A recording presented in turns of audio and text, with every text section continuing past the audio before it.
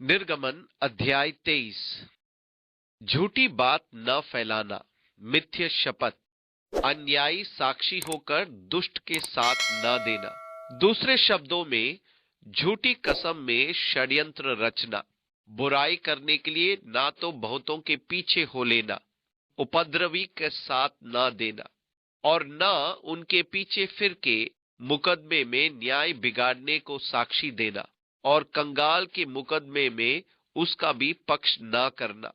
निर्गमन 23, 1 से 3 पद। सबसे पहले तो दीन दरिद्र या कंगाल के मुकदमे में उसका भी पक्ष न करना, तब दरिद्र के मुकदमे में न्याय न बिगाड़ना।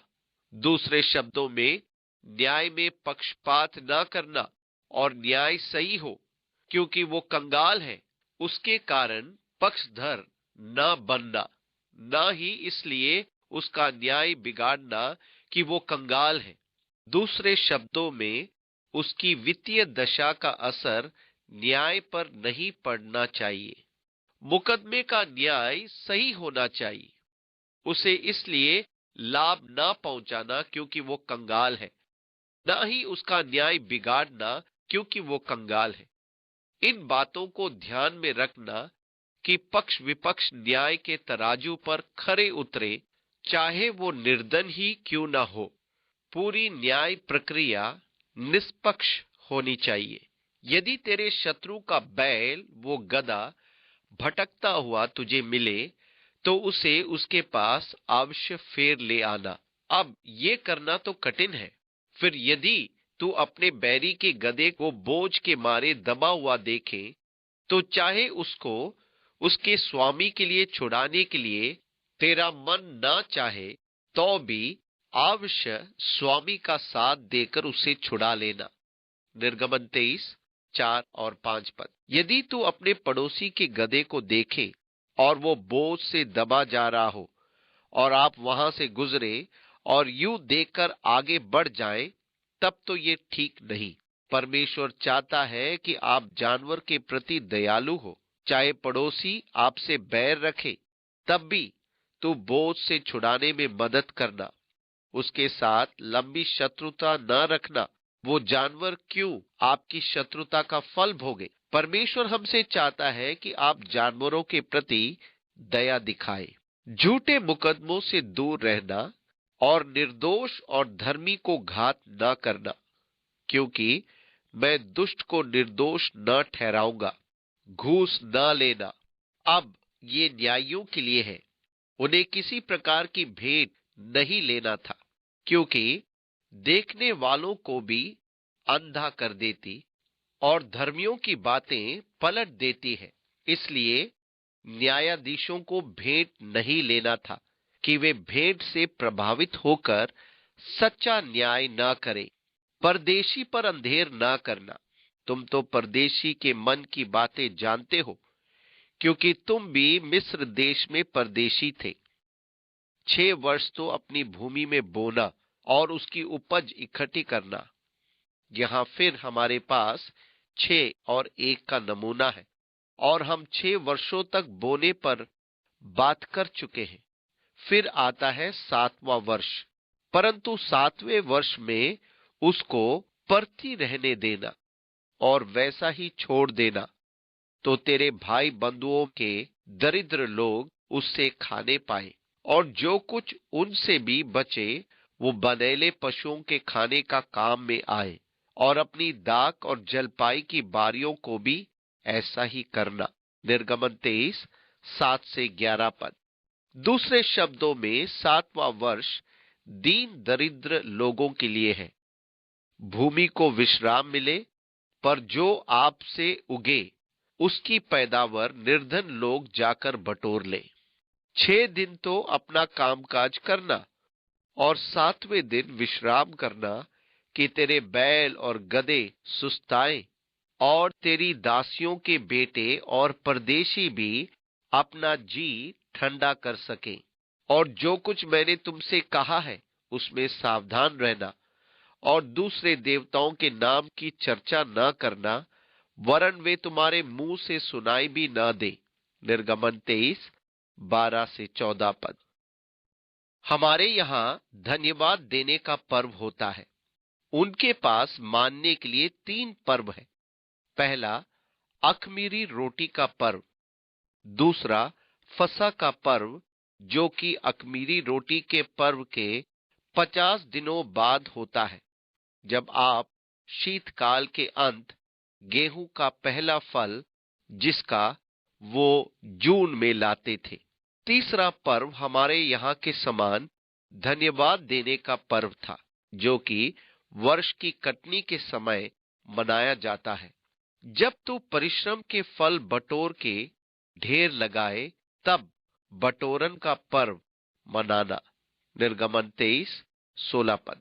तीसरा वर्ष ये हमारे धन्यवाद पर्व के समतुल्य है। प्रति वर्ष 3 बार तेरे सब पुरुष प्रभु यहोवा को अपना मुंह दिखाए।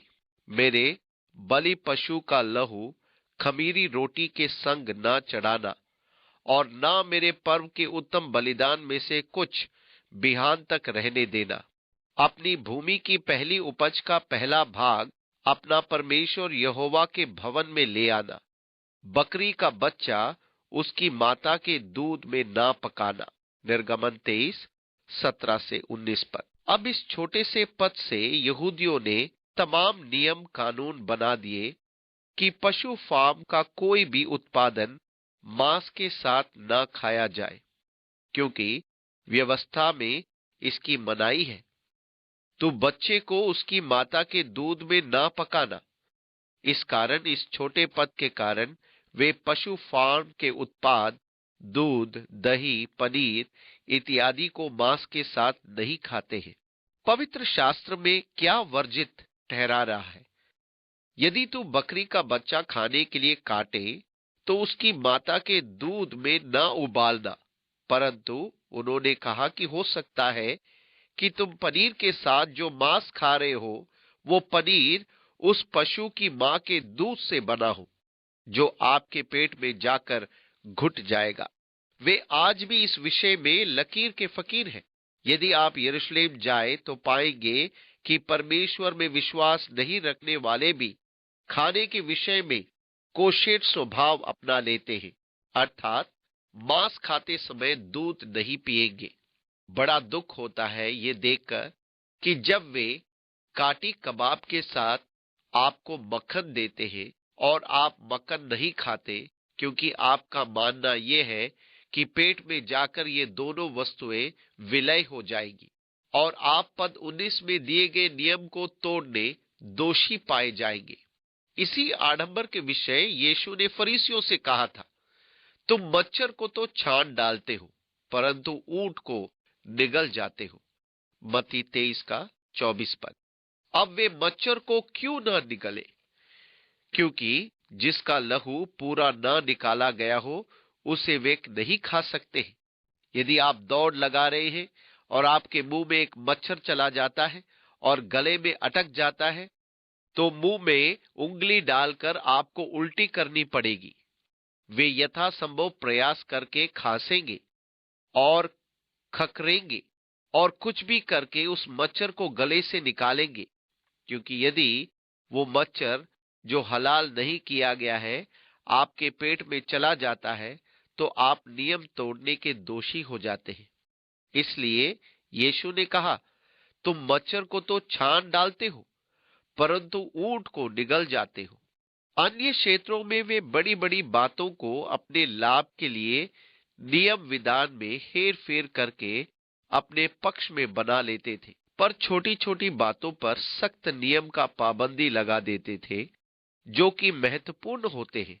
परंतु न्याय और दया के बड़े मामलों पर वे अपने ढंग से व्याख्याएं किया करते। इसलिए उन बातों के प्रति यीशु उनके पीछे पड़ा।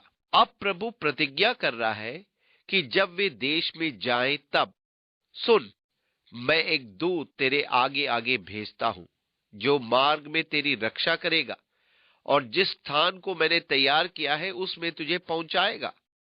निर्गमन 23:20 पद। मैं विश्वास करता हूं कि यह स्वर्गदूत निश्चय मसीह था। यहोवा ने कहा, उसके सामने सावधान रहना और उसकी मानना, उसका विरोध न करना, क्योंकि वो तुम्हारा अपराध क्षमा न करेगा, इसलिए कि उसमें मेरा नाम रहता है। और यदि तू सचमुच उसकी माने और जो कुछ मैं कहूं वो करे, तो मैं तेरे शत्रुओं का शत्रु और तेरे द्रोहियों का द्रोही बनूंगा।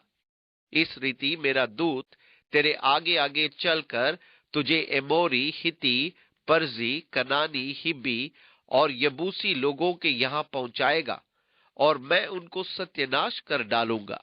निर्गमन 23, 21 से 23 पद।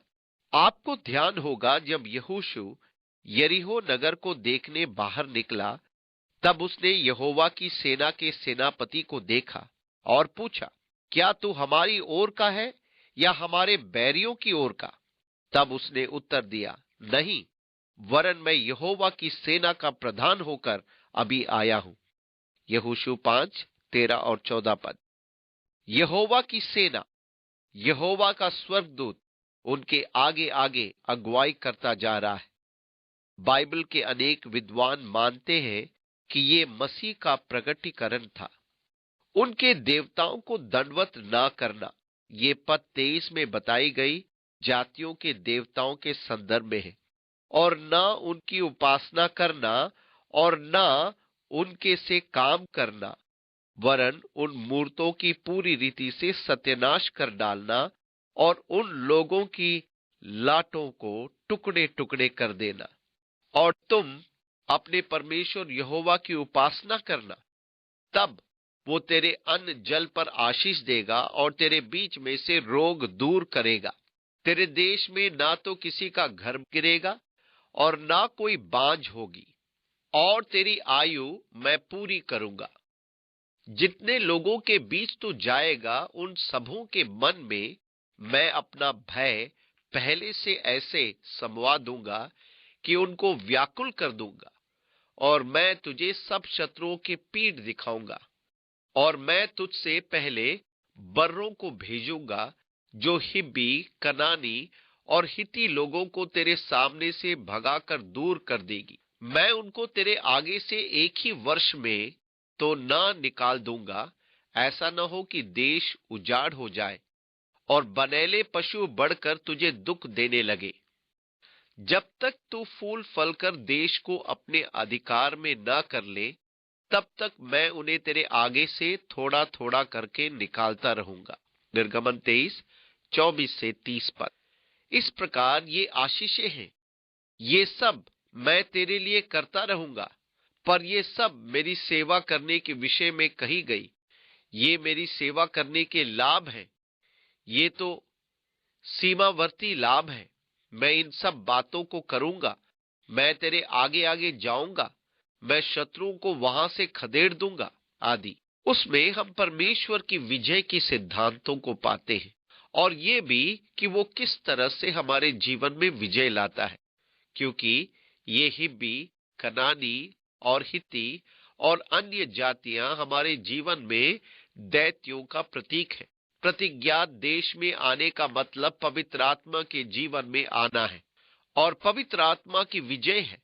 जैवन जीवन जंगल में से निकलकर आना मसीह अनुभव के सदृश है, जहां अनेक उतार चढ़ाव के बाद मसीह यीशु में एक विजयी जीवन आता है, देह का नहीं, आत्मा का जीवन। ये शत्रु जो देश में थे, हमारे शरीर के उन पहलुओं की प्रतिनिधित्व करते हैं जहां उन्होंने अक्सर हमें हराया और हम पर विजय प्राप्त की है। परंतु परमेश्वर हमारे गुस्से, हमारी चिंता, हमारे डरों, हमारे मानसिक स्वभाव, शरीर के किसी भाग की बंधुआई पर विजय देने की प्रतिज्ञा करता है। परमेश्वर आपसे विजय की प्रतिज्ञा कर रहा है, पर यह विजय एक समय में एक ही क्षेत्र में आती है, अर्थात थोड़ा थोड़ा करके। मैं उन्हें एक ही वर्ष में निकाल कर दूर नहीं कर सकता। परमेश्वर आपको तत्कालीन सिद्धता, पूर्णता नहीं देता है, परंतु हम अपने प्रभु और उद्धारकर्ता यीशु मसीह के ज्ञान और अनुग्रह में बढ़ते जा रहे हैं। इस प्रकार परमेश्वर की विजय की प्रक्रिया यहाँ पुनः दोहराई जाती है, जब तक हम देश पर अधिकार न कर ले। मैं लाल समुद्र से लेकर फिलिस्तियों के समुद्र तक और जंगल से लेकर महानद तक के देश को तेरे वश में कर दूंगा। मैं उस देश के निवासियों को भी तेरे वश में कर दूंगा और तू उन्हें अपने सामने से बरबस निकालेगा। तू ना तो उनसे वाचा बांधना और ना उनके देवताओं से। निर्गमन 23:31-32 पद। थोड़ी देर में हम देखेंगे कि उन्होंने इस आज्ञा का उल्लंघन किया। उन्होंने गिदोन निवासियों से वाचा बांधी और हम इस समस्या पर विचार करेंगे जो इस आज्ञा न मानने के कारण आई थी।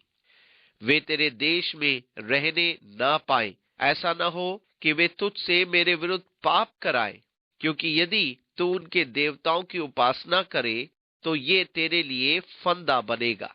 निर्गमन 23:33 पद। और ऐसा ही हुआ था।